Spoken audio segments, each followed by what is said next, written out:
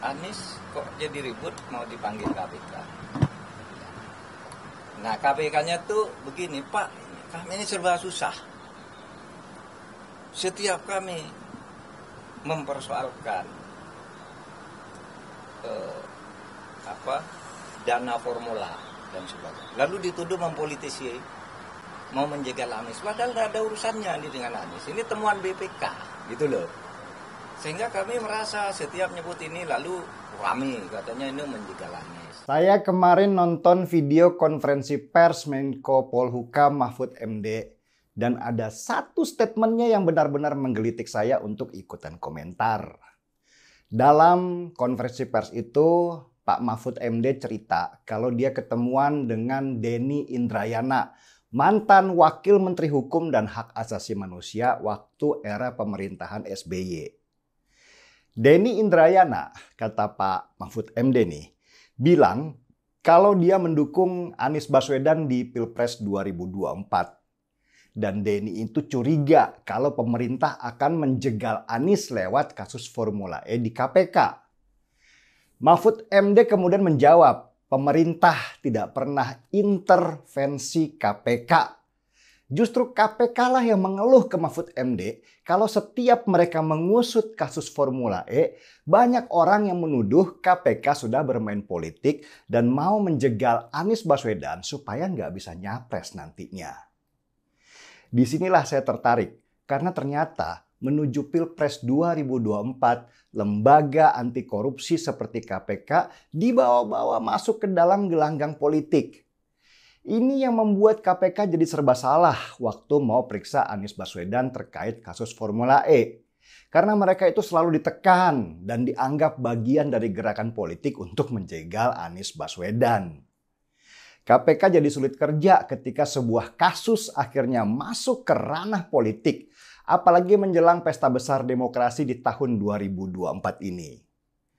Anies Baswedan memang sedang bermasalah dalam penyelenggaraan Formula E karena dianggap melakukan pemborosan anggaran hanya untuk sebuah event yang dipaksakan dan tidak menguntungkan.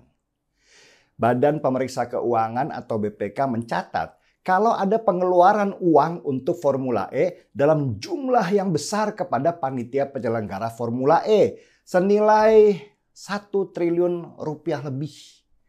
Dan temuan BPK inilah yang menjadi pintu masuk KPK untuk menyelidiki lebih jauh kasus Formula E. Apakah ada bukti korupsi atau tidak?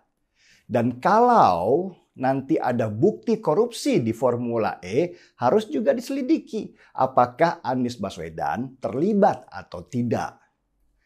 Kasus Formula E ini memang jadi sandera buat Anies Baswedan yang sudah percaya diri kalau dia akan jadi calon presiden.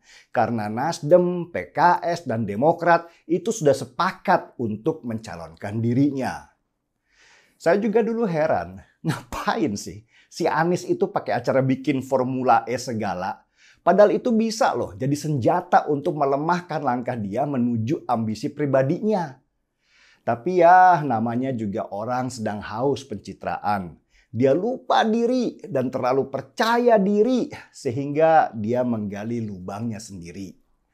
Dan gara-gara Formula E ini yang dikabarkan hampir gagal terselenggara kalau saja Nasdem nggak pasang badan, Anies akhirnya terkunci dan nggak bisa bergerak kemana-mana. Anies butuh bantuan Nasdem untuk melindungi dia. Dan Nasdem itu sangat tahu seperti itu. Itulah kenapa ketika Nasdem melamar Anies untuk menjadi calon presidennya daripada menerima lamaran PKS atau Demokrat, Anies langsung terima. Disinilah pinternya Nasdem. Dan gerakan politik Nasdem juga nggak main-main. Kalau tadi kita mendengar keluhan KPK kepada Mahfud MD bahwa mereka ditekan secara politik ketika ingin mengusut kasus Formula E dan Anies Baswedan, sudah bisa diduga itu mainannya Nasdem. Meski begitu, Nasdem juga nggak akan loyal kepada Anies Baswedan. Anies hanya dipakai sebagai objek saja untuk melakukan bargaining kepada partai penguasa. Tergantung apakah Nasdem bisa dapat keuntungan atau tidak dari sana. Pandangan pribadi saya sih, kalau memang bukti hukum bahwa Formula E memang korupsi itu tidak kuat, lebih bagus memang nggak diteruskan sementara ini. Kecuali memang ada bukti yang sangat kuat ya, yang bisa menjadikan Anies Baswedan sebagai tersangka. Karena kalau KPK buru-buru mentersangkakan Anies karena banyaknya desakan, meskipun buktinya nggak kuat, situasi ini bisa dimanfaatkan benar oleh Anies dan Nasdem sebagai senjata utamanya. Kalau Anies sedang dizolimi, dan konsep bahwa Anies Baswedan sedang dizolimi ini memang sedang dibangun oleh tim suksesnya. Mulai dari penolakan kedatangan Anies di berbagai daerah, sampai ada pelemparan sekarung ular kobra itu di rumah pendukungnya.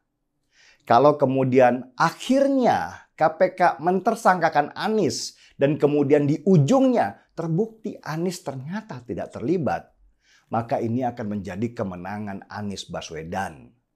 Dia akan menjadi pahlawan karena dipersepsikan sedang melawan penguasa, kelompok oligarki seperti yang selama ini mereka tuduhkan.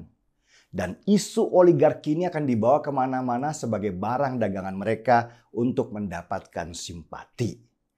Anies malah jadi simbol perlawanan terhadap oligarki kalau kasus Formula E ini dipaksakan keluar dengan bukti hukum yang tidak kuat. Saya sih berharap Anies tetap bertandinglah sebagai calon presiden. Seenggaknya kita tahu bahwa kalau dia kalah karena memang pendukungnya nggak kuat. Bukan kalah karena isu ditekan pemerintah.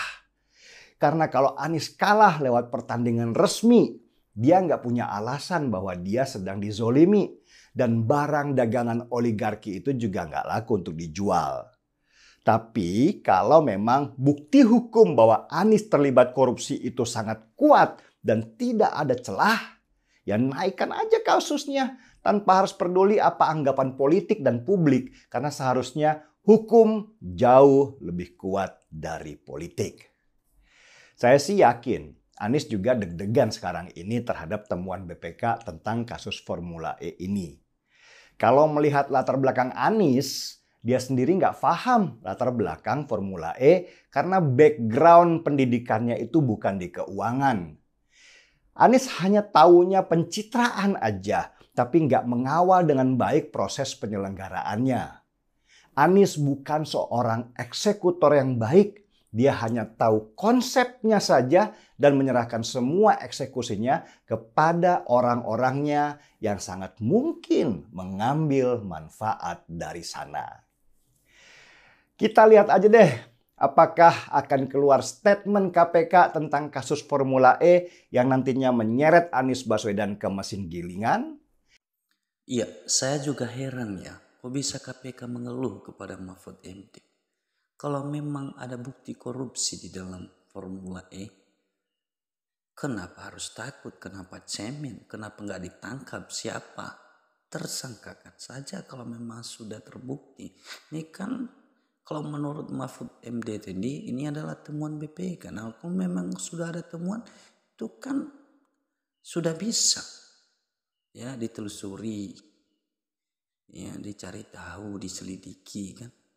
Kalau memang sudah mendapatkan alat bukti yang kuat, siapapun dia, ya tangkap saja, ya biar jelas gitu ya, biar nggak ada juga kecurigaan kita bahwa KPK itu nggak bekerja gitu ya.